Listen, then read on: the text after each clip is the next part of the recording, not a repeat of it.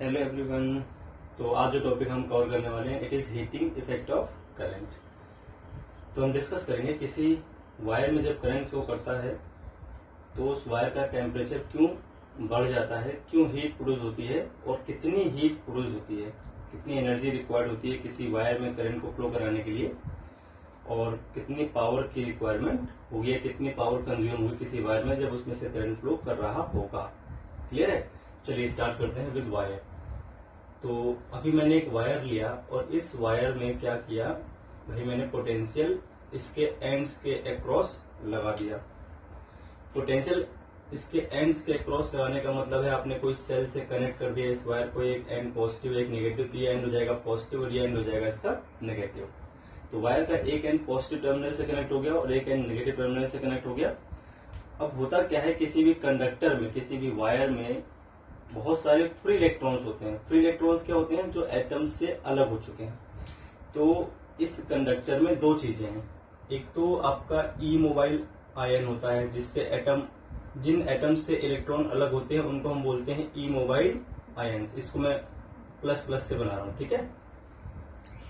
इस तरह से बहुत सारे ई मोबाइल आयन्स होंगे और इनके बीच में जो स्पेस होता है, अब इनके बीच में स्पेस है और उस स्पेस में क्या होता है, जो इलेक्ट्रॉन है, इलेक्ट्रॉन को मैं किसी और कलर से बनाता हूं, मान लीजिए रेड, ये इलेक्ट्रॉन्स हैं, दीज आर इलेक्ट्रॉन्स नेगेटिव, ठीक है।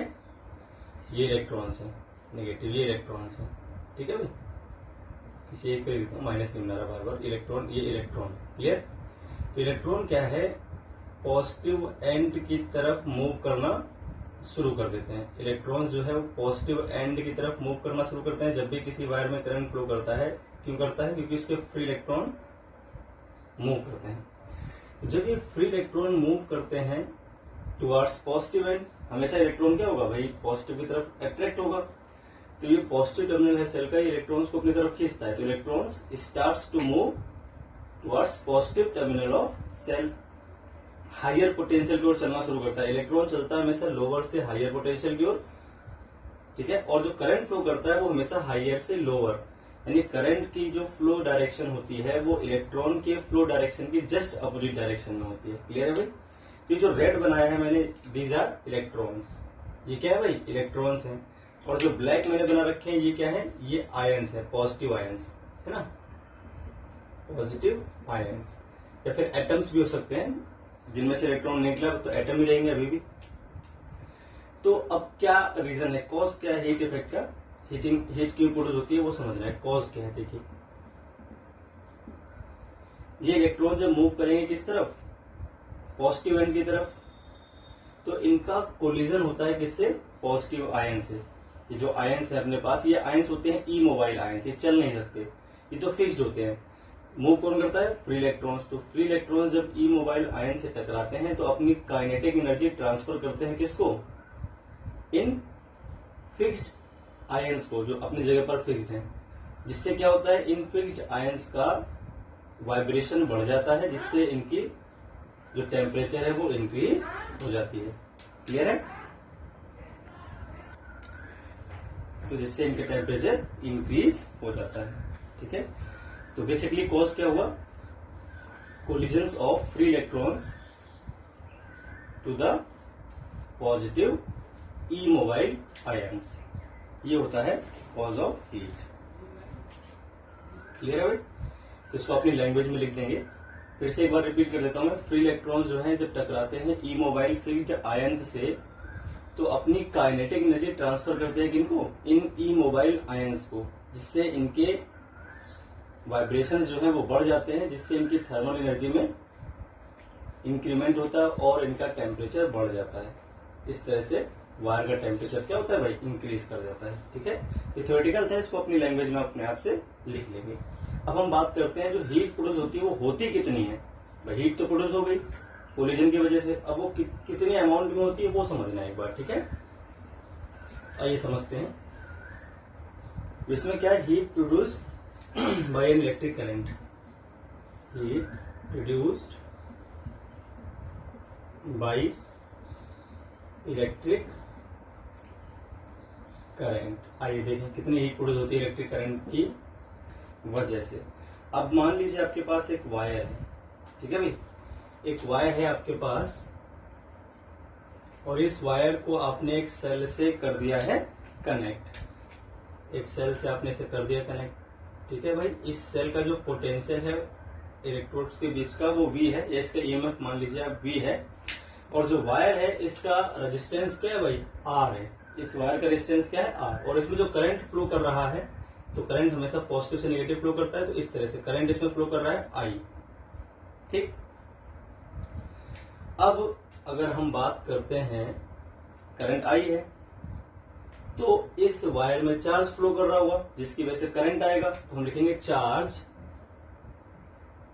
Flow through any cross section of wire, any cross section of wire in time t। तो टाइम t में जो चार्ज फ्लो करेगा तो चार्ज कितना होता है भाई, Q इक्वल टू क्या होता है, I इंटू टी, ठीक है। अच्छा ये कब है, जब करंट क्या है भाई, कांस्टेंट। अब इस चैप्टर में हम जो करंट पढ़ते हैं वो कांस्टेंट करंट पढ़ते हैं, क्योंकि डीसी करंट की बात हो रही होती है। करंट वैसे वेरिएबल भी हो सकता है ना, तो वेरिएबल करंट के लिए भी समझाऊं कैसे करना है। अभी हम जो कर रहे हैं वो कांस्टेंट करंट के लिए कर रहे हैं, ठीक है, और कांस्टेंट करंट। तो जब करंट क्या होना चाहिए, कांस्टेंट होना चाहिए, तो भाई चार्ज क्या हो जाएगा, सीधे I into T, direct multiply कर देंगे करंट के टाइम से, तो क्यों निकल आया, है ना। इक्वेशन नंबर फर्स्ट हो गई। नाउ बाय ओम्स लॉ, जो वोल्टेज होता है वो क्या होता है, I इंटू आर, है ना। तो वोल्टेज हमने V लगाई रखा है इसके क्रॉस, और इसमें करंट I फ्लो कर रहा है, और इसका रेजिस्टेंस क्या है, R है। इतनी बात क्लियर हो गई। तो देखते हैं आगे क्या होगा। अब जो वर्क डन होगा चार्ज Q को फ्लो करने में वायर के थ्रू, अच्छा कौन फ्लो कर रहा है भाई, सेल, तो बाई सेल लिखते हैं। जो सेल वर्क करेगा किसमें, चार्ज को फ्लो कराने में, किससे, वायर के थ्रू। तो वर्क कितना होगा, अच्छा वर्क आपने पहले पढ़ा होगा इलेक्ट्रोस्टेट में, अगर हमारे जो पोटेंशियल डिफरेंस है यहां से यहां तक फ्लो करवाना है, जो पोटेंशियल डिफरेंस है अपने पास कितना है V, और चार्ज कितना फ्लो करवा रहे हैं हम Q। जो वर्क होता है वो क्या होता है, पोटेंशियल मल्टीप्लाई चार्ज। हमने पोटेंशियल का जो फॉर्मूला पीछे पढ़ा होगा इलेक्ट्रोस्टेट में वो था W/Q।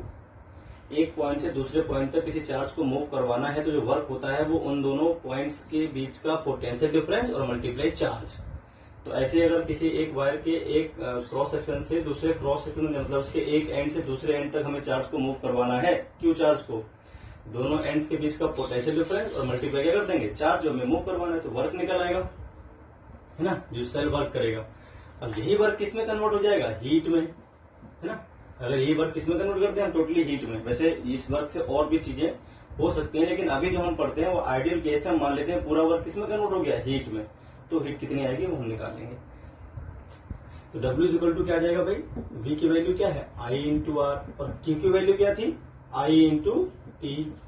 From first and second देख लीजिए आप, V की वैल्यू हो गई I इंटू आर, और Q की वैल्यू हो गई I इंटू टी। कहां से आ गया ये, from first and second equation. तो यहां से जो W आया है वो कितना आया है, I square R into T, ठीक है। अब जो सेल ने वर्क किया है, if it will convert in heat, if all the work done by cell is converted into heat, then जो इलेक्ट्रिक एनर्जी चाहिए, इलेक्ट्रिक एनर्जी का फॉर्मूला ही आ जाएगा, ठीक है। इलेक्ट्रिक एनर्जी जो आएगी भाई, इलेक्ट्रिक एनर्जी का मतलब जो एनर्जी रिक्वायर्ड होगी किसी वायर में करंट को फ्लो करवाने के लिए, वो कितनी आ जाएगी, I square R into T direct. अब अगर ये इलेक्ट्रिक एनर्जी हीट में कन्वर्ट होती है तो हीट कितनी आ जाएगी भाई, H इज इक्वल टू क्या आ जाएगा, सीधे I स्क्वायर आर टी। समझ गए, इलेक्ट्रिक एनर्जी क्या आ गया, I स्क्वायर आर टी। तो हीट भी अगर पूरी की पूरी हीट बन जाती है इलेक्ट्रिक एनर्जी, तो क्या आ जाएगा आंसर अपना, I square R into T. Clear है। अब देखिए दो एक फॉर्मूले और बन सकते हैं, क्योंकि हम जानते हैं V इक्वल टू क्या होता है, V इक्वल टू होता है I आर। अब क्वेश्चन में आपको आई ना देके V और R दिया हो तो I की वैल्यू क्या आ जाएगी, V/R। ठीक है, तो अगर हम I की वैल्यू यहाँ पुट कर दें, ये फॉर्मूला हो गया अपने पास। अगेन अगर हम I की वैल्यू पुट कर दें तो H क्या आ जाएगा, H आ जाएगा V² और अपॉन में R² से एक R कट जाएगा तो V² R इंटू टी आ जाएगा। I की वैल्यू पुट कर दीजिए, V²/R² से एक R कट जाएगा तो V²/T आ जाएगा। क्लियर है भाई? तो अपने पास ये दो I²RT। और अब मान लीजिए आपको रेजिस्टेंस ना दिया हो, करंट और वोल्टेज दे दिया हो, है ना, तो उस केस में R इज इक्वल टू क्या होता है, R इज इक्वल टू क्या आ जाएगा, V/I। तो उस केस में जो H का फॉर्मूला आ जाएगा, अगर हम यहाँ पर फर्स्ट इक्वेशन में R की वैल्यू पुट करते हैं, I² R की वैल्यू क्या आ जाएगी, V/I इंटू टी। एक I से एक I कट जाएगा तो I into V into T, तो V into I into T. तो अपने पास तीन फॉर्मूले आ गए, हीट के या फिर इलेक्ट्रिक एनर्जी के। तो मैं एक साथ लिखता हूं सभी को, ठीक है भाई। इलेक्ट्रिकल एनर्जी को हम मान लेते हैं कैपिटल ई से लिख लेते हैं, ठीक है, ये इलेक्ट्रिकल एनर्जी है। चलिए पूरे लिख देता हूं मैं, क्योंकि इलेक्ट्रिक फील्ड भी होती है। इलेक्ट्रिकल एनर्जी बराबर हीट आएगा is equal to I²RT is equal to V²R/T और is equal to V into I into T. ठीक है, ये सारे के फॉर्मूले किसमें है, जूल में है। ये ऐसा यूनिट है जूल, तो जूल में आएंगे सारे के सारे फॉर्मूले। ठीक है, तो ये अपने पास आंसर आ गया। इस तरह से हीट प्रोड्यूस हमने निकाल ली, कितनी हीट प्रोड्यूस होगी, कितनी इलेक्ट्रिकल एनर्जी रिक्वायर्ड होती है किसी वायर में करंट को फ्लो कराने के लिए। ठीक है, इसको हम जूल्स हीटिंग लॉ भी कहते हैं। क्या बोलते हैं भाई, it is also called Joule's heating law. तो चलिए, तो हो गया, समझ में आ गई बात। अब अगर हमें इलेक्ट्रिकल एनर्जी निकालनी हो या हीट प्रोड्यूस निकालना हो,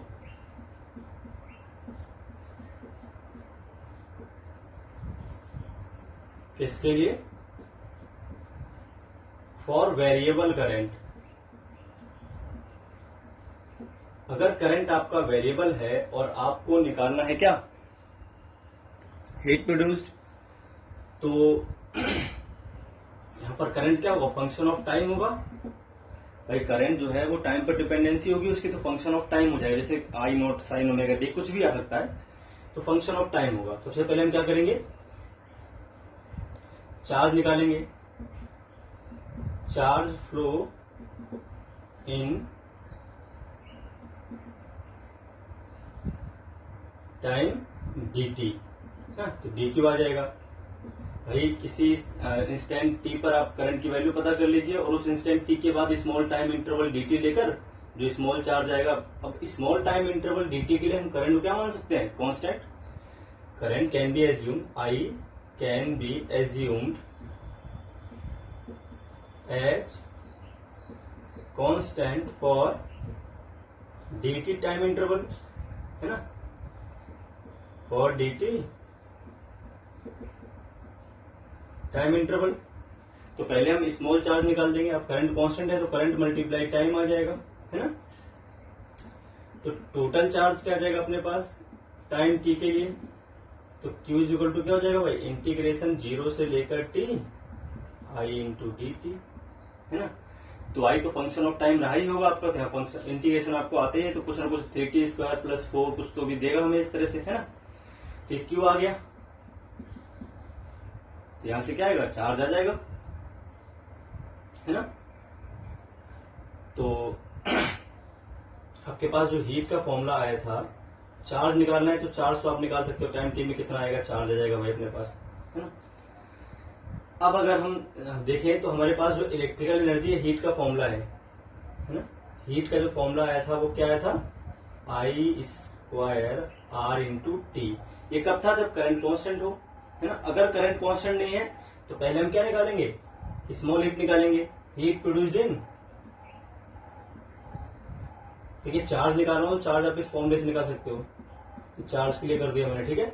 heat produced in dt time, तो इंटीग्रेशन I², अभी उसी किसी इंस्टेंट t के लिए तो करंट को हम कांस्टेंट मान सकते हैं, और उस t टाइम के बाद स्मॉल इंटरवल dt में हम स्मॉल हीट जो प्रोड्यूस होगी वो निकाल लेंगे। अब टोटल हीट प्रोड्यूस क्या हो जाएगी भाई, H इज इक्वल टू क्या जाएगा, इंटीग्रेशन 0 से लेकर t, जितने भी टाइम के लिए आपको निकालना हो initially, I square R D T. अब I क्या है, फंक्शन ऑफ टाइम है, तो आपको दिया होगा, आप यहाँ पे वैल्यू पुट कर दोगे। R तो कांस्टेंट चीज है, वो थोड़ी बदलेगी, R तो बाहर आ जाएगा सीधे सीधे, तो R तो आ जाएगा आपका बाहर, अंदर क्या बचेगा भाई, I स्क्वायर डी टी 0 से t। ये तो हीट के लिए फॉर्मूला हो गया फॉर वेरिएबल, और चार्ज के लिए ये फॉर्मूला आ गया फॉर वेरिएबल करंट। ठीक है, तो इस तरह से हम बहुत इजीली निकाल सकते हैं क्या आने वाला है।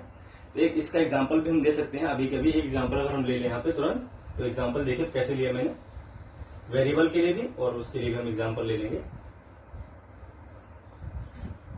ठीक है भाई, ये देखते हैं।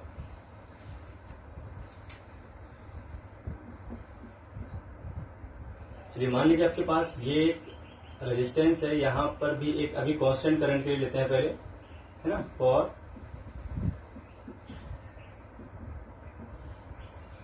Constant current. फिर एक वेरिएबल करंट का भी एग्जांपल ले लेंगे, बिल्कुल सिंपल लेते हैं पहले एक बार, बिल्कुल सिंपल ले लेंगे। क्लियर है, तो भाई अपने पास ये आ गया फॉर्मूला जो है आपके सामने है ना। तो पहला जो एग्जांपल है उसमें क्या है, मान लीजिए आपके पास यहाँ पर 3 ओम रेजिस्टेंस है। ठीक है भाई, ज्यादा कैलकुलेशन ना करनी पड़े, इसलिए हम वैसे ही नॉर्मली ले लेते हैं। और यहाँ पर मान लीजिए आपके पास तो कुछ 4 ओम है, यहाँ पर भी मान लीजिए आपके पास क्या है भाई, 4 ओम रेजिस्टेंस है। अब आपको पता करना है कि इन सभी रेजिस्टेंसेस में क्या find heat produced in all resistances। Power ही पूछ सकता है, पावर को भी हम आगे पढ़ लेंगे क्या आएगा। ठीक है भाई, तो हमें हीट प्रोड्यूस निकालनी है। तो आपके सामने फिगर 7 दिख रहा है, इसमें कुछ खास नहीं, बिल्कुल सिंपल क्वेश्चन लिया है मैंने। अब इसमें क्या है, करंट I फ्लो करेगा, उसके 2 हिस्से हो जाएंगे, यहाँ पर करंट I1 हो जाएगा, यहाँ पर करंट क्या आ जाएगा भाई, I2 आ जाएगा। क्लियर है, चलिए I कितना आएगा, 4 और 4 पैरेलल में है, तो 4 और 4 का जो कॉम्बिनेशन आ जाएगा वो क्या आ जाएगा भाई, 2। और यहां पर क्या आ जाएगा, 3 ओम। अभी किस में आ गए, दोनों, ये दोनों आ गए। चलिए यहाँ पर 10 वोल्ट कर लेते हैं, 10 वोल्ट ज्यादा इजी रहेगा, कैलकुलेशन थोड़ी इजी हो जाएगी अपने लिए। 10 वोल्ट मान लीजिए, ये भी कितना मान लीजिए, 10 वोल्ट मान लिया आपने। ठीक है, 3 और 2 क्या आ गया आपके पास, 5। तो यहाँ पर हमने क्या ले लिया, करंट I, ये 10 वोल्ट कर दिया मैंने, चेंज कर लेना, अभी 10 वोल्ट है, ये भी 10 वोल्ट है। थोड़ी कैलकुलेशन क्या हो जाएगी, इजी हो जाएगी। तो अपने पास करंट क्या आ जाएगा, net current I is equal to क्या आ जाएगा भाई, I इज इक्वल टू आपके पास आ जाएगा 10/5, तो 2 एम्पियर करंट आ गया आपके पास। ठीक है, 10 वोल्ट, ये 10 वोल्ट, 2 एम्पियर नेट करंट आ गया, तो ये तो करंट आ गया सीधे 2 एम्पियर। अब देखिए दोनों इक्वल है, I1 I2 दोनों इक्वल है, तो I1 की वैल्यू क्या आ जाएगी, तो यहाँ पर करंट के 2 हिस्से होने इस जगह पर I, अब दोनों ही रेजिस्टेंसेस क्या है, आइडेंटिकल है, तो I1 क्या आ जाएगा 1 एम्पियर, और I2 भी क्या आ जाएगा आपका 1 एम्पियर। 4 और 4 दोनों ही आइडेंटिकल है, इसलिए बराबर बराबर करंट दोनों में डिस्ट्रीब्यूट हो जाएगा, तो I1 I2 आ गए। अब H 3 ओम में जो आएगी हीट, ठीक है, H इन 3 ओम है ना, इसको ये फिर R1 मान लेते हैं, इसको मान लेते हैं, ये R1 है, ये आपका R2 है, और ये आपका क्या है भाई, R3 है। तो H1 क्या आ जाएगा, I1 स्क्वायर, तो 4 इंटू R इंटू टाइम। अब मान लीजिए टाइम आपको दे रखा है 10 सेकेंड। ठीक है, find heat produce in all resistances in 10 second. 10 second अगर हम लेते हैं तो 4 इंटू 3 इंटू 10 कितना आ जाएगा, ये 120 जूल। H2 क्या आ जाएगी, सिमिलरली H2 आपका आ जाएगा, H2 और H3 बराबर ही आने, दोनों में करंट बराबर है, दोनों के रेजिस्टेंस भी क्या है, इक्वल है। तो करंट हो गया I स्क्वायर, तो 1 का स्क्वायर मल्टीप्लाई 4 और मल्टीप्लाई 10, तो 40 जूल। नेट हीट क्या आ जाएगी, 160 जूल। टोटल हीट जो आएगी, H नेट आएगी पूरी सर्किट की, वो क्या आ जाएगी भाई, 160 जूल। तो इस तरह से हमने क्या निकाल दिया, हीट। हम किसी भी आप और कॉम्प्लिकेट सर्किट होगी तो आपको इस तरह से सॉल्व करना है। उस रेजिस्टेंस का या तो करंट निकाल लीजिए आप, या फिर वोल्टेज। अगर वोल्टेज मालूम मिल जाएगा तो V²/RT लगा सकते हो आप, है ना। और अगर करंट मालूम है तो I²RT से आप पता कर सकते हो। तो ये क्वेश्चन आपको करंट और वोल्टेज निकालना तो आता ही, अब उससे तुरंत हीट का पता कर सकते हो कितनी फ्लो करने वाली है। एक अच्छा क्वेश्चन लेते हैं, ये IIT में आया हुआ क्वेश्चन है, तो इसमें कैसे करना है वो समझ लेते हैं। तो अपने पास एक क्वेश्चन है, इस क्वेश्चन में क्या है, ये सभी रेजिस्टेंस 1 1 ओम के जितनी भी सर्किट आपको दिख रही है, तीनों सर्किट, पहली सर्किट को फर्स्ट मान लेते हैं, दूसरी को सेकंड मान लेते हैं और तीसरी को थर्ड मान लेते हैं। ठीक है भाई। तो अब यहां पर क्या है अपने पास कि सेम टाइम इंटरवल में सभी सर्किट्स में जो हीट प्रोड्यूस होगी उसमें से कौन सी हीट तो बड़ी है और कौन सी हीट क्या आपकी छोटी है। तो मान लीजिए H1, H2, H3, H3, H2, ये आया हुआ क्वेश्चन है, IIT में आ चुका है एक बार।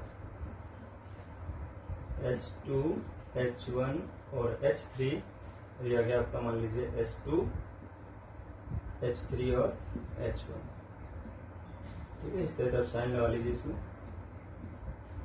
अब आपको इन चारों में से एक ऑप्शन चुनना है, कौन से में ज्यादा हीट। अच्छा, सेम टाइम इंटरवल सभी के लिए है, सभी की जो रेजिस्टेंस है 1 1 ओम में, 3 अलग अलग सर्किट्स आपको दे रखी हैं। तो हम कैसे निकालेंगे किस में ज्यादा हीट प्रोड्यूस होगी और किसमें, किस सर्किट में कम हीट प्रोड्यूस होगी, किस सर्किट में ज्यादा हीट प्रोड्यूस होगी। अच्छा देखिए, सभी सर्किट्स में 3 वोल्ट का ही सेल लगा हुआ है, सभी के लिए वोल्टेज सेम है। हम करंट का, हीट का कौन सा फॉर्मूला यूज करेंगे, V² R equivalent multiply T। क्या सभी के लिए टाइम इंटरवल सेम है? हाँ, सबके लिए टाइम इंटरवल सेम है। सभी का जो वोल्टेज है सेल का 3 वोल्ट है, सभी के लिए वोल्टेज भी सेम है। तो उस केस में जो H आएगा वो क्या हो जाएगा, इनवर्सली प्रोपोर्शनल टू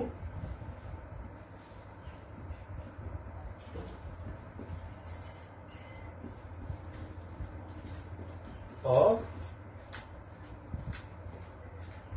देखिए, फॉर ऑल सर्किट्स। V और T जो है वो सभी के लिए सेम है, इसका मतलब H क्या है, इनवर्सली प्रोपोर्शनल टू क्या आ जाएगा भाई, R इक्विवेलेंट आ जाएगा आपके पास। अब हमें इन तीनों सर्किट का R इक्विवेलेंट निकालना है।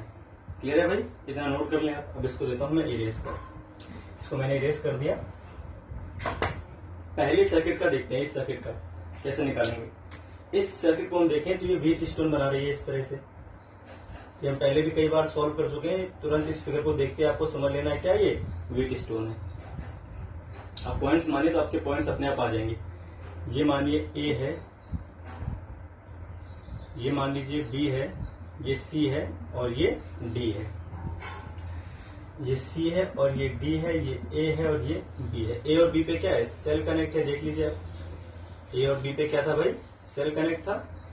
A और C के बीच हो गया एक रेजिस्टेंस, फिर C और D के बीच हो गया एक रेजिस्टेंस, फिर D और B के बीच हो गया एक रेजिस्टेंस, D और B के बीच, फिर A और D ये रेजिस्टेंस, तो A और D के बीच हो गया, फिर C और B ये आ रहा है एक रेजिस्टेंस, तो C और B सारे रेजिस्टेंस हो गए।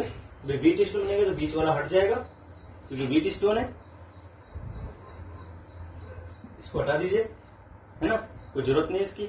इसको जब हम इरेज कर देंगे तो आंसर क्या आ जाएगा अपने पास, अब 1 और 1 2, 1 और 1 2, और ये किस में आ जाएंगे फिर, पैरेलल में।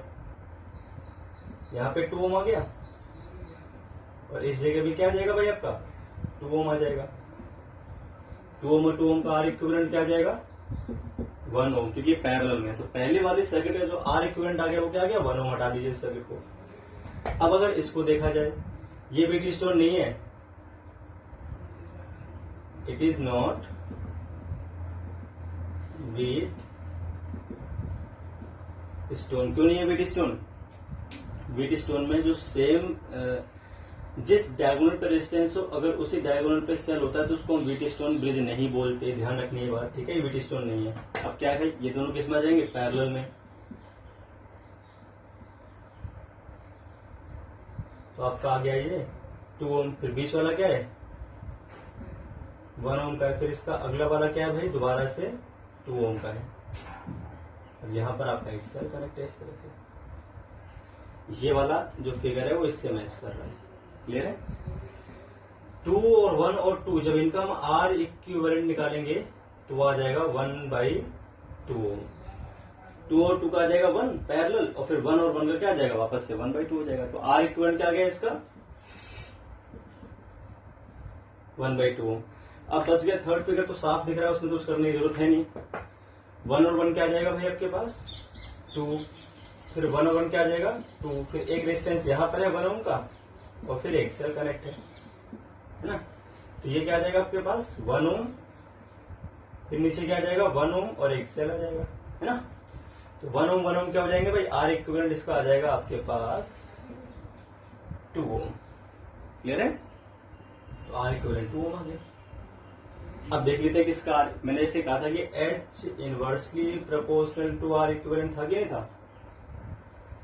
सबसे ज्यादा हीट किसमें प्रोड्यूस होगी, सबसे ज्यादा प्रोड्यूस होगी 2 में, तो थर्ड ऑप्शन आपका सही आ जाएगा।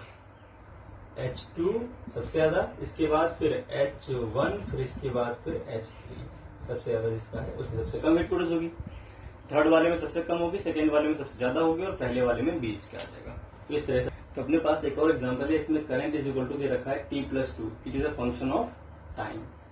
आर आपको 10 ओम दे रखा है, जिस वायर में करंट फ्लो करता है तो उस वायर में जो हीट प्रोड्यूस होगी 2 सेकेंड में वो आपको बतानी है। तो हीट का फॉर्मूला क्या हो जाएगा भाई, सीधे सीधे I² R dt, 0 से 2 लिमिट आ जाएंगी, I T+T2 का whole square R into dt, integration 0 से 2, R आ जाएगा कांस्टेंट है बाहर, R की वैल्यू 10 थी, चलिए बाद में नोट कर लेंगे, 0 से 2 T² + 4 + 4T हो जाएगा ये, और इसके बाद R की वैल्यू 10 थी, ये dt आ जाएगा। 10 को बाहर निकाल लीजिए, T³ by 3 integration 4 into T integration आ जाएगा इसका, 4T² / 2 आ जाएगा इंटीग्रेशन, सीधे लिमिट पुट कर दीजिए 0 से 2। ठीक है, मैं डायरेक्ट इंटीग्रेशन कर दिया, लिमिट पुट कर दिया 0 से 2। H क्या आ जाएगा भाई आपके पास 10 इंटू 2 का क्यूब करेंगे तो 8/3 प्लस 4 2 8 प्लस 2 से 2 कैंसिल कर दीजिए, पहले 2 लिख दीजिए, और 2 का स्क्वायर 4 आ जाएगा, और फिर -0 आएगा, हटा दें, 0 लिमिट पुट करने पर तो सभी में 0 आएगा, सभी में दे रखा है। तो 10 इंटू 8 और 8 16, 8/3 प्लस 16, 16 3 48, 8 प्लस 48/3 आ जाएगा आपके पास, तो 8 8 हो गया 16, 56 ये आ गया आपके पास। ठीक है भाई, तो बस ये आपका आंसर है, इसे सॉल्व करने की जरूरत नहीं है, खत्म करिए। क्लियर है, तो 560 में 3 आंसर आ गया। इस तरह से हम वेरिएबल करंट का भी सॉल्व कर सकते हैं बहुत इजीली। चलिए अब हम फटाफट पढ़ लेते हैं पावर के बारे में, फिर अब इससे हम कल वापस से करेंगे आगे। ठीक है, तो पावर क्या आएगा भाई, power consumed in A circuit. ठीक है, पावर कंज्यूम्ड इन सर्किट, देखिए पावर का फॉर्मूला क्या होता है, पावर इज इक्वल टू होता है dW/dt या फिर dE/dt हो जाएगा, क्योंकि W क्या है इलेक्ट्रिकल एनर्जी है, यहाँ पर वर्क की तो इलेक्ट्रिकल एनर्जी, या फिर हो जाएगा dH/dt, क्योंकि वर्क किसके बराबर है इलेक्ट्रिक एनर्जी, और किसके बराबर है हीट के, ये इलेक्ट्रिक एनर्जी है। ठीक है भाई, इस तरह से